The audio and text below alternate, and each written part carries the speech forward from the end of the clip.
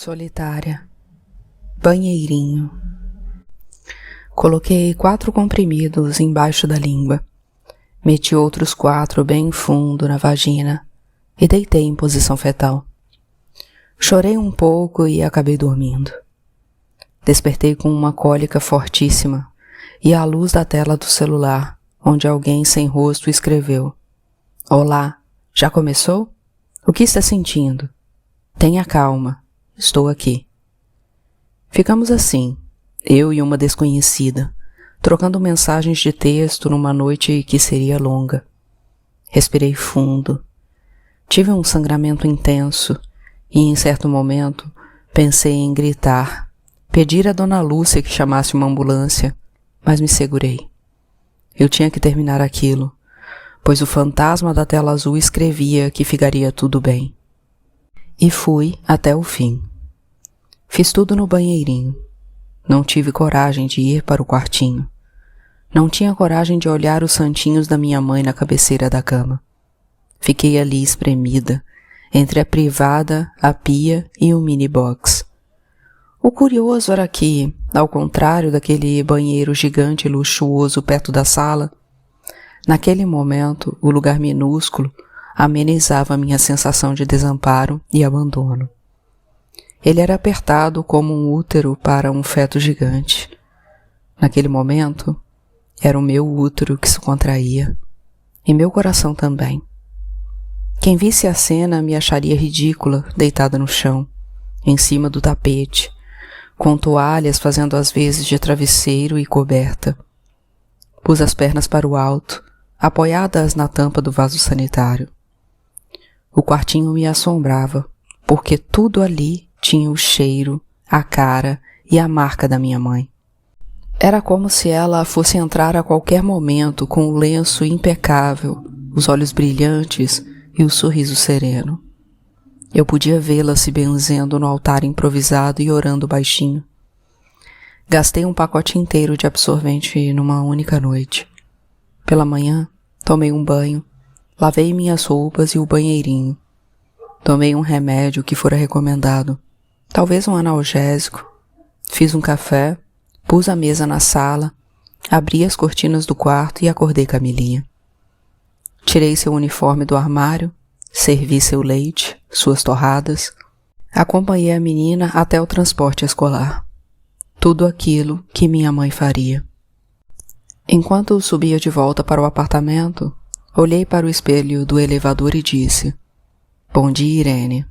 Bom dia, Dona Eunice." Via meu rosto misturado com o delas. De repente, a porta se abriu e uma pessoa inusitada apareceu. Dadá, a empregada da síndica. Segurava uma bonequinha feita de retalhos que ela mesma costurava e me sorriu seu sorriso inocente de criança velha. Com uma expressão desolada, penalizada, ela me estendeu a mão e a bonequinha, como quem dá um presente muito caro. Saímos do elevador e nos sentamos num dos degraus da escada do andar. Dadá não disse nada. Ela pôs minha cabeça em seu colo e acariciou meu cabelo como se eu fosse a criança que ela mesma era, mas que eu não poderia mais ser. O encontro silencioso e misterioso com Dadá me acalmou um pouco. Subi para a casa de Dona Lúcia, comi alguma coisa e tentei dar um ritmo normal à vida. Não podia recomeçar a chorar e estar com cara inchada quando minha mãe abrisse a porta da cozinha. Peguei uns livros da escola e me pus a fazer exercícios atrasados. Os donos da casa só acordaram 1 hora depois que a filha tinha ido para o colégio. Dona Lúcia entrou na copa ainda vestindo um hobby de seda, e no mesmo instante devolvi seu telefone. Ela me olhou, curiosa, e perguntou se estava tudo bem. Balancei a cabeça afirmativamente, mas não disse nada. Ela veria a conversa no telefone. Mamãe voltou e não percebeu nada. Ficou orgulhosa porque encontrou tudo mais limpo que antes, a mesa posta na sala, a menina na escola, as camas feitas. A gente não percebe nunca quando os filhos cresceram, disse ela, me olhando intrigada. antes de partir para se trocar no banheirinho.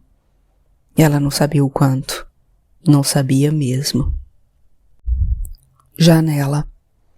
Quando contei a Cacau sobre a noite em que deixei no passado o futuro de ser mãe e menina, ele apenas me ouviu com respeito e silêncio, sem me julgar nem me condenar. Cacau me ofereceu seu abraço e se angustiou comigo. Mas quem me fez subir mais um degrau na escada da maturidade foi seu irmão.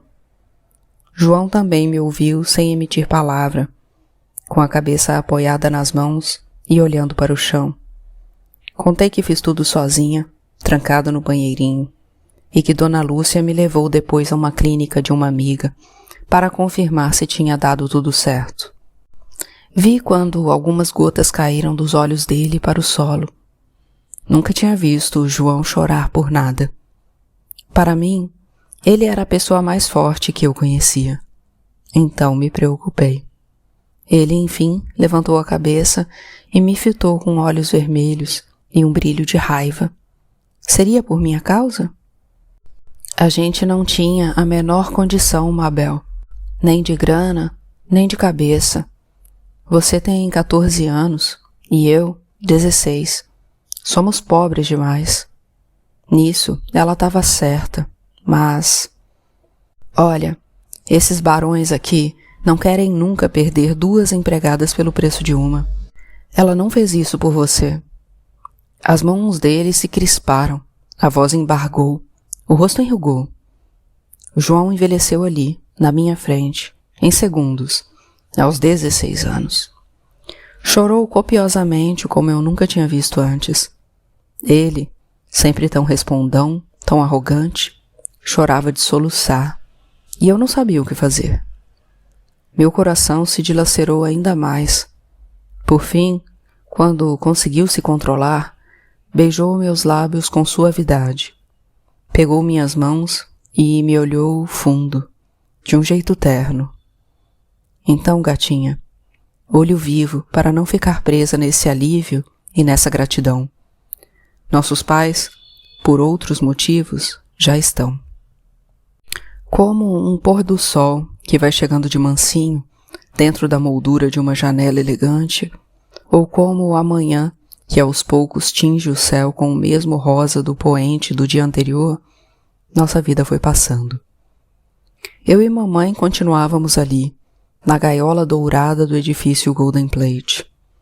Éramos pássaros dentro de um viveiro luxuoso, mas uma jaula deixa de ser a vilã da liberdade só porque é pintada de dourado?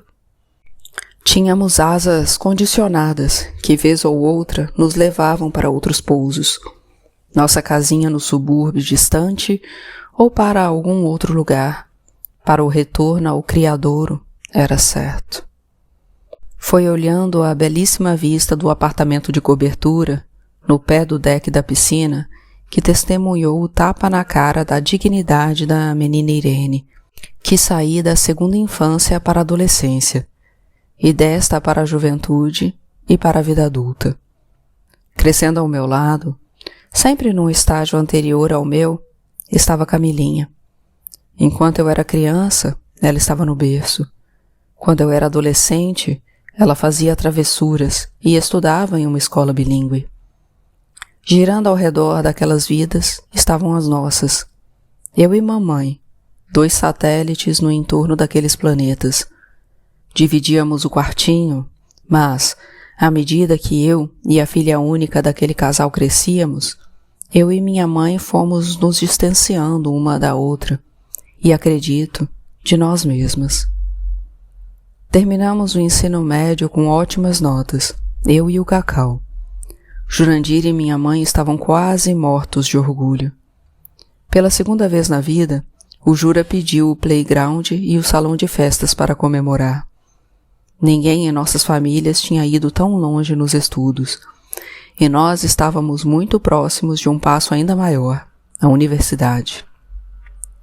João Pedro tinha mesmo começado um pequeno negócio, uma vendinha de balas e doces numa comunidade não muito distante dali, onde também foi morar. Aparentemente estava mais tranquilo. O que Jurandir queria mesmo era que ele estudasse como eu e o Cacau, mas, pelo menos estava seguindo o caminho dele de forma honesta, e isso era motivo de grande alívio, não só para o Jura, mas para nós todas e todos que havia anos convivíamos nas áreas de serviço do Golden Plate. Cacau havia convidado o general Mingau para a festa. Afinal, fora por causa dele que conseguira estudar no colégio caro. Por essas coincidências que parecem armadas pelo diabo, o general e João chegaram juntos. Vi quando abriram, ao mesmo tempo, as portas dos elevadores que davam para o playground. João vinha no de serviço e o general no social.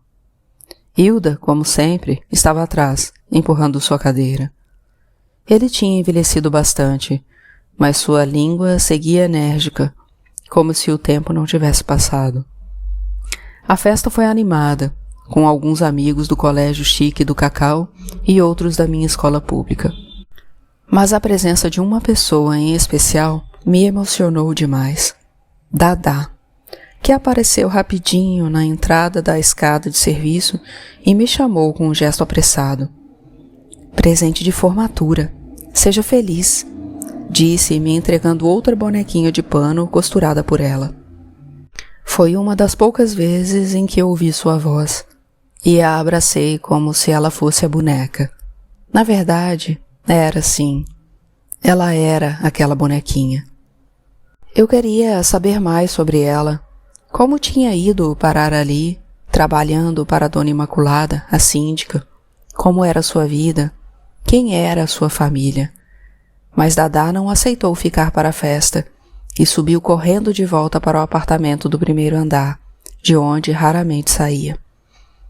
Muito honrado pela presença do general Feitosa, Jurandir passou o tempo todo bajulando o velho. Eu estava só esperando a hora em que alguém ia chamá-lo de Mingau, como era de fato conhecido no prédio, inclusive pelos patrões. Mamãe, que havia resolvido se arrumar, estava ainda mais linda do que de costume, e também tentava agradar ao Feitosa e a Hilda. Até que, a certa altura, Jura pediu a atenção de todos para fazer um discurso. Ele estava inspirado. Devia ter preparado aquela fala por dias e dias. Primeiro, agradeceu a presença de todos e disse que se sentia um homem afortunado.